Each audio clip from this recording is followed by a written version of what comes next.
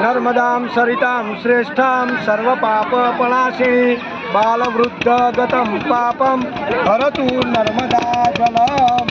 આ નર્મદા મહોત્સવ નિમિત્તે આજે અમે અંગારેશ્વરની અંદર આ મહાપૂજા કરવા જઈ રહેલા છે।